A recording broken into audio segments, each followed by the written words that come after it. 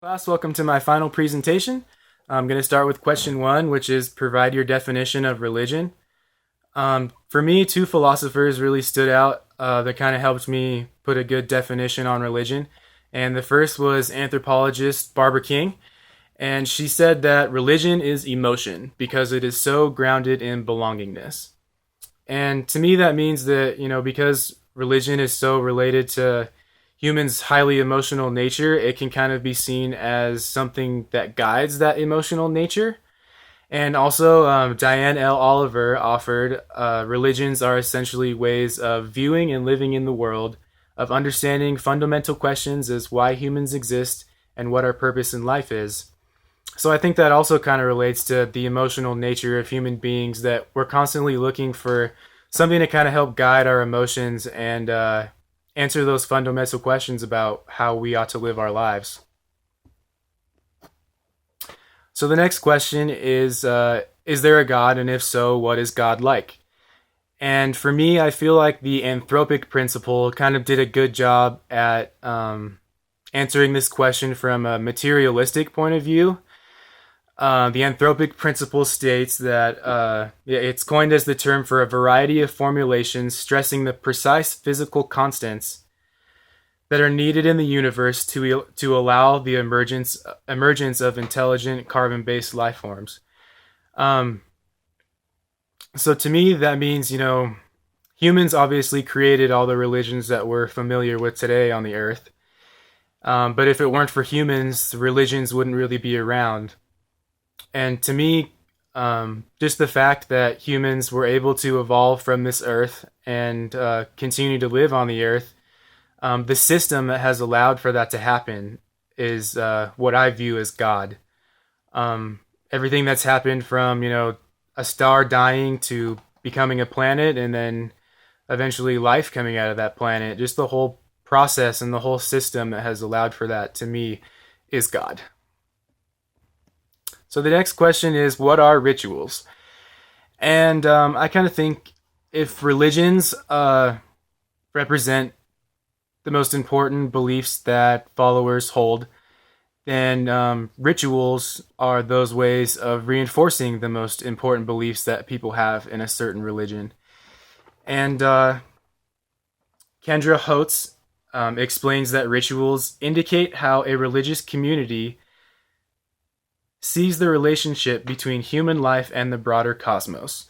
So I agree with her. I think that rituals represent the strongest beliefs in a religion about how human beings relate to the world and how they should treat one another, and all of those things that go along with what a religion answers for people. So the next question is, what is God's relationship with good and evil? And I think this also relates to the highly emotional nature of human beings. And in chapter 8, Dr. Darlene Weaver says that religious truth claims can facilitate violence by morally recoding our perceptions to justify violence against persons we think deserve our wrath. So, as far as religions being like innately good or evil, I think they're neither either or. But instead, I think religions have the capacity to speak to human beings' highly emotional nature and, in certain instances, misinform the way they think about right and wrong, to such an extent that they are actually willing to commit acts of evil or bring evil into the world. But at the same time, I think religion can also, reinform someone's conscience to improve their overall way of thinking about the world, and maybe help a person who might be having somewhat like evil thoughts get onto a better, direction or a better path. And the next question is, how is God at work in the world, and how does that affect your perception of miracles? And I really think, life is one of our, if not our most greatest miracle that we, have on earth, is human life. And there's so many smaller miracles that go along with that. For instance, this semester I'm taking a chemistry class, and our chemistry professor really surprised me one day when he said that like every moment there are millions of chemical reactions that have to go just perfectly in your body just for you to maintain homeostasis and to stay alive. And to me, that kind of also goes back to the anthropic principle of God and, the miracles that God performs really being just those simplest little things that allow life to exist. And just through those simplest little things, just those little chemical reactions that take place in our body allow us to experience just such grandeur on the earth and so many beautiful things, be it like nature or interpersonal connections and so on. So, our next question is about life after death. And, there are obviously some pretty classic views about what happens after human beings die. For example, Christians believe that there is a celestial type of heaven, of which, our spirits and souls will go and live with a one true God for the rest of eternity. And then there are also different, reincarnation beliefs like Hinduism and Buddhism. Some of them believe that a human's spirit may biologically die, but can be reincarnated into a new body. So, a human may be able to come back as like a tree or a different animal or something like that. And I'd say that my beliefs kind of lean more towards a reincarnation type of view, but with more of a materialistic tie. I really believe that everything that we know around us, humans, objects, rocks, everything, are really just all collections of energy. And when you take into consideration the fact that 99% of all the matter that we know to constitute the universe is actually energy, I think it even makes it a little bit more clear that energy really is, everything. So I believe that there is a type of reincarnation where people kind of go back to this source of energy. All the energy in their body goes back to the earth, more or less, and decomposes and is given back off as heat, and goes back into the earth, and we become part of the cycle once again. And maybe part of our body may grow into a tree, or might get ground up into sand on a beach somewhere. I definitely think that after death, people go back into the cycle. The next question is, how do you reconcile science and religion? And I happen to believe that science and religion have a direct relevance to one another, and that certain things that mankind has discovered in science definitely refutes certain religious beliefs. And this doesn't only apply to physical sciences such as chemistry and physics and things like that. I think it can also be applied to social sciences and behavioral sciences, things like that. Um, One of the most relevant issues I feel like our time is could be seen in homosexuality, gay marriage. Last year, our nation obviously voted to approve gay marriage, and there are many religions that hold negative views towards homosexuality, but from a scientific perspective, looking at the animal kingdom, there are over 500 different species of animals that practice homosexuality. So, taking it into more of a social perspective, it really isn't something that should be considered taboo or wrong or really condemned by any religion, because when you look at the way it operates in the world, it's really something that naturally occurs. So the next question has to do with God and diversity. And if there is a God, and if there's not a God, how do you account for diversity? And earlier on, we mentioned that religion, God, they're all ways of people controlling their emotions and figuring out for themselves the way that they're going to live this one life that they've been given.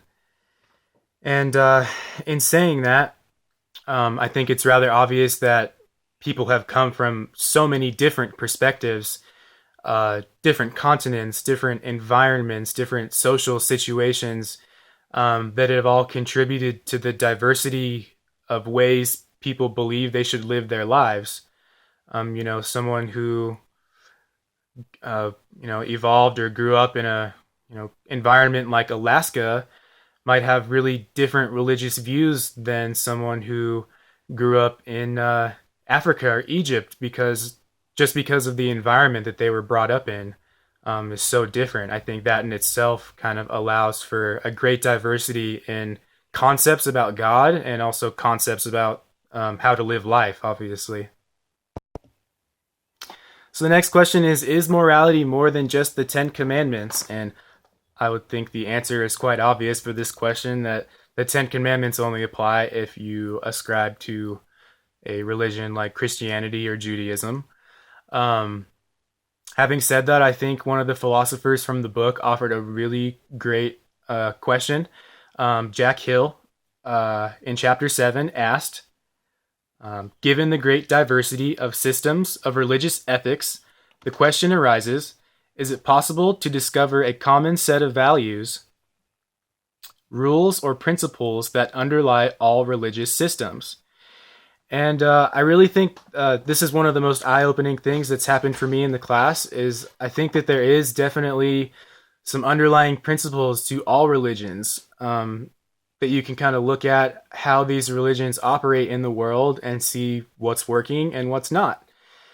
And I think, as far as the future goes with religion, that if humans really want to progress towards peace and end a lot of the religious conflict that we know of today, that it's time for us to start looking beyond, just the name and title of someone's religion, and really evaluating the morals and ethics of that religion, and seeing how they relate to one another, seeing how they differ, and seeing what the best system of morality for human beings could be. And I think that if we were able to achieve some kind of system or set of underlying principles that could be applied to all religions and kind of help everyone to interpret all the different kinds of religions there are, that we could do a lot to move towards less conflict amongst the different religions in the world.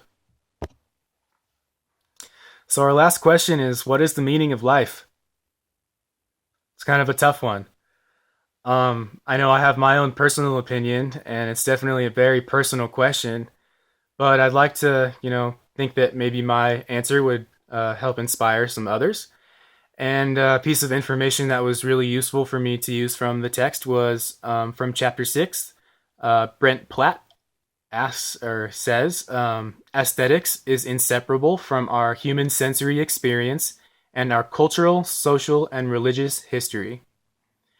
And to me, that really just means that life is beauty, and the meaning of life is to go out and to be beautiful, to create beauty with your own life, whatever that means for you. Obviously that may mean something very different to someone who's living, in another part of the world or from a totally different culture. But with that being said, everyone comes from their own background and kind of develops their own idea about what's beautiful, and that allows them to experience beauty in the world. And it's really more of a feeling than it is any kind of formal, writing or piece of art or anything like that. It's an experience. So, if aesthetics and our senses are completely and totally tied to our human experience, and I would say the only way to really fulfill your life and to really bring meaning into your life is to gratify those senses, to bring about more meaning in your life through aesthetics and through beauty. Well, thanks for watching my presentation, everybody. I wish you the best in all your religious journeys and endeavors, and I hope you have a great rest of the summer.